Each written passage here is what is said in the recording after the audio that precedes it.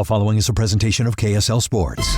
First and 12. A total roundup of BYU and Utah football and the expanded Big 12 Conference. Subscribe to the First and 12 podcast. Your hosts are Mitch Harper and Alex Kirry on KSL News Radio.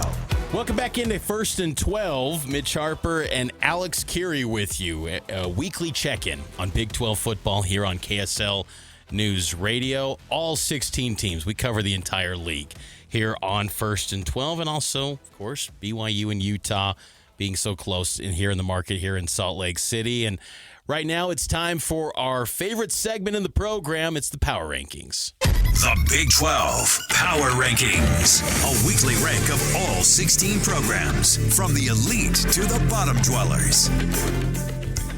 It's our favorite segment, Mitch, when we can fight more about it. Yes. I think that this is the most, like, everybody is notched into their slots, like, exactly where they should be. And that's a function of kind of knowing who these teams are a little bit more, right? I mean, we're going to the week 7 of this thing. Now, it could be totally turned on its head this week, and it likely will, because welcome to the Big 12. We don't know what the heck is going on in this conference half the time. So, look, it could change, but I think we got it this week.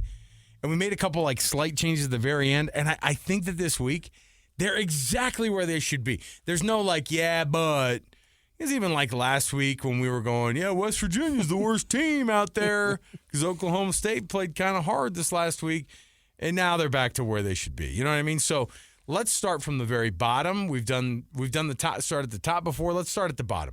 Oklahoma State finds its place rightfully at the very, very bottom. I saw a really sad social media post this week from Mike Gundy's kid, who was like, first week not getting ready for games. It's been last couple weird weeks. And I was like, that poor kid. Now, they're not like an 8-year-old, like, tweeting out. They're in their 20s. But also, your dad did not fall in line with what was going on with college football. He didn't evolve. Come on. You have to evolve or die, and unfortunately, he died in this spot with the job. I felt bad for Mike Gundy's kid for a minute, and then I slid into the DMs and gave him a what for. No, I didn't do that, but I do think, come on. You wonder, too, if it was a way to try to make administrators feel bad. Look what you've done. Look what you've done. The man that built Oklahoma State, and he did. They'll feel bad. Look, I'm sure that, listen, there were personal relationships in there. But I have to imagine that Mike Gundy rubbed people the wrong way for a long time, even when things were good. Well, I mean, even in years, I mean, he was always, you didn't know what you're going to get on a mic with Mike Gundy. You know, like those Big 12 media days since we've been covering the league. He had the day with Ollie Gordon. I mean, we don't have to revisit all that, but it was probably like on the edge of your seat every time he's taking the mic, because what's he going to say? And that works when you're winning, but when you're not winning, you go, do we need to deal with this headache all the time? No, and so, but, you know, I hope Mike Gundy is enjoying some time away. And you know what? I hope he's back in college football. I miss him in the Big 12 because he is great for the sport, but he needed to evolve. Number 15 is West Virginia. Rich Rod, I don't think he's evolved.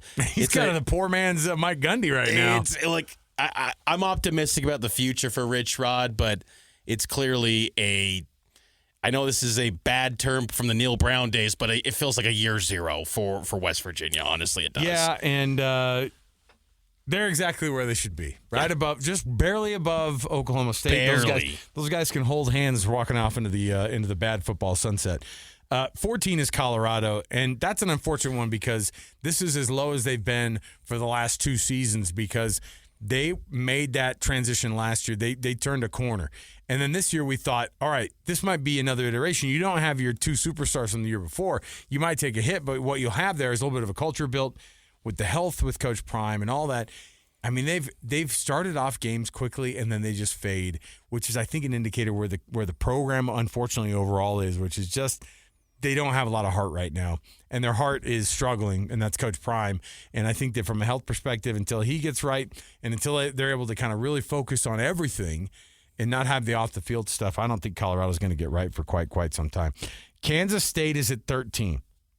This is as low as they've been also in quite some time. Kansas State is not doing well. And, in fact, they're just below UCF, who we don't hate right now. Like, Scott Frost is kind of impressed. we've seen a guy who's improved this program. They did lose to Kansas this past week, but I do think that they are much improved, and they're actually kind of shocking me a little bit how well they're doing. Yeah, K-State, and I just think that their rush defense is a mess, but UCF, who it's a little bit controversial because they did lose to K-State, but I still think when you're looking at power rankings, UCF's got promise, whereas Kansas State's season feels lost. Whereas UCF, I think they're still battling, they're competing, they're getting better over the course of the weeks, and I think that's where the thought goes in there. Number 11, Kansas, they held on. They got a tough win on the road at UCF. That was a much-needed victory for Kansas. I'm still not convinced, right? Like, I think that had enough stuff in the last couple of weeks to go, we thought they were back for like 2 seconds, and then we're back to kind of going, I don't know who this team is. I'm just stunned that their defense got it done. I think that's the biggest thing because their rush defense, 93rd nationally. Their scoring defense is a lot better this year, 44th nationally in college football. But I just think that's something you can build on if you're Lance Leipold, that the defense, not the offense, had to, usually it's always been the offense has got to pull out something late to get it done. This was the defense winning the job in the bounce house. Number 10, Baylor. I like the talent. The offense always shows up. Sawyer Robertson leads the country in passing yards. He's so good, but it just feels like a team that they're always going to underperform and never get. Do you try to troll me like a 7-5 team? Did you try to troll me last hour then when you were like, "Hey man, they're 2-1 in conference play"? And then I was trying to get you to see if they'd be a title contender. And then the power rankings, you're all these guys. But I think that's what's tough about it is that. They had that disappointing loss in week 1 to Auburn, which was such a missed opportunity. But when you do just look at the conference record, 2-1, everything's in front of them. Yeah. But I don't trust that defense, which is crazy to say because Dave Aranda cut his teeth in college football. Like, he was at LSU with some of the great defenses of all time. Well, he's calling the defense right now, too. Yeah, like, that's the other thing. It blows me away. His whole thing was, I'm going to call the defense, so don't fire me yet. Because I'm your defensive coordinator, too. Like, I fired my defensive coordinator. I'll take over calling the plays on defense, and now they're even struggling. So I'm waiting for them to turn some kind of a corner here. Speaking of teams that are right on the edge of turning a corner, how about Arizona? Massive game this next week against BYU. This is a 4-1 Arizona team, so putting them at 9 sometimes feels a little bit weird, but the teams that are all in front of them are also still performing. And one of the best defenses in college football. I know the Iowa State game wasn't pretty, but a lot of that was set up by some miscues by the offense. This defense, I mean, again, the schedule has been really light, but I do think that Arizona much improved from last year in year 2 in under Brent Brennan. Number 8 is Houston. We're not going to fade them too much after a tough loss to Texas Tech, but that was a missed opportunity for a Houston team to be at home. They had those amazing powder blue jerseys, and they just got kind of hammered at Texas Tech. But I still like where they're at. I think middle of the pack is good in this league. Are they that amazing? I mean, look, they're the old school kind of Houston Oilers look, and I think it's great. But the Tennessee Titans are like trying to sue the Houston Cougars and be like, "Stop trying to rip off our baby Blues." And everyone's all, "You live in Tennessee now. Get away from us." Love you Blues. I think they're great. Shades of Earl Campbell trying to convince you to chew tobacco when you're a kid. Oh my goodness! All right. Next up in the rankings here, and I'm okay with this too. Houston just ahead of Utah. Again, these are 4-1, just behind Utah. Yeah. Excuse me. Utah is 4-1, and so is Houston, and so is Iowa State, which is Houston 8, 7 is Utah, 6 is Iowa State.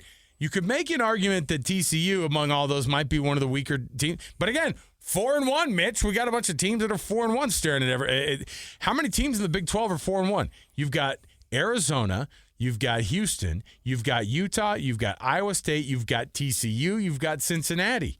And Arizona State too, who we have a little bit higher, but they won a little bit more impressive games. It's a deep league, and I think that's highlighted here in these power rankings. If Utah's 7 and Utah is still a favorite this week. This is a deep league. It's a deep league. It's a mess of a league in some cases. It is razor thin between 2 to 7 right now, I think, in the Big 12.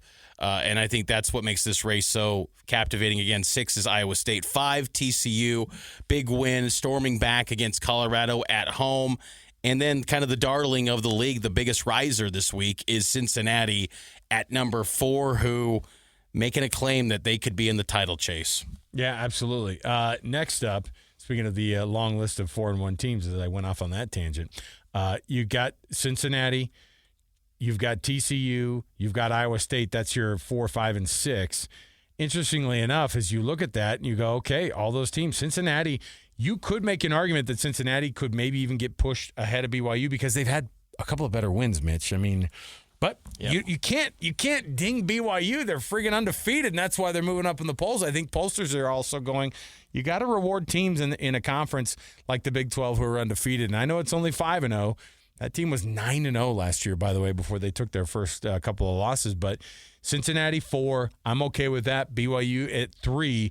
You're comfortable putting BYU behind Arizona State, even though Arizona State's got a loss? I am, because Arizona State, I think, is really balanced. And I think that Arizona State, their one loss is on the road, last second, head-scratching decision. I think Arizona State's really good. And I'm okay with Arizona State being slightly above BYU. And I think also Arizona State, they are a really sound football team this year. And I just think that they're tough too, and they're really good in the close games, which is critical in the Big 12. Whereas BYU hasn't had that yet. I know the ASU's got a loss, but I think that loss, I'm willing to. I don't want to say it, but it's not a quality loss. But I'm willing to say, you know what? They've bounced back in an impressive way since that loss. Well, and I think ASU's in a good spot. There's part of me too that goes, I know it was last year, but Arizona State beat BYU last year, and they still kind of feel like they have a little bit of the edge right there. And I also, too, with BYU, I would have comfortably put them at 2 if we knew for sure that Kelly and Glasgow were back in short order. You're going to ding a team for injuries, huh? Even though they win? Those are significant. They are. Kelly and Glasgow, you heard in the broadcast that ESPN announcer Andre Ware, best linebacker tandem in college football. I mean, I'd have to, dive into all the linebacker tandems, but they're dang good. There's not many that are better than those two. And if they're out for any sort of extended period of time, I think that changes BYU's defense a little bit of how high a level of play they've had this season. Finally, comes down to the only team that I think we all know are probably the most deserving of that number 1 spot, which is Texas Tech. I think we all look at Texas Tech and go, hey, man, there's no argument there about who the best team is. I'm sure there's some BYU fans out there going, they're undefeated too. This Texas Tech team is doing different stuff, man. They are at a different level.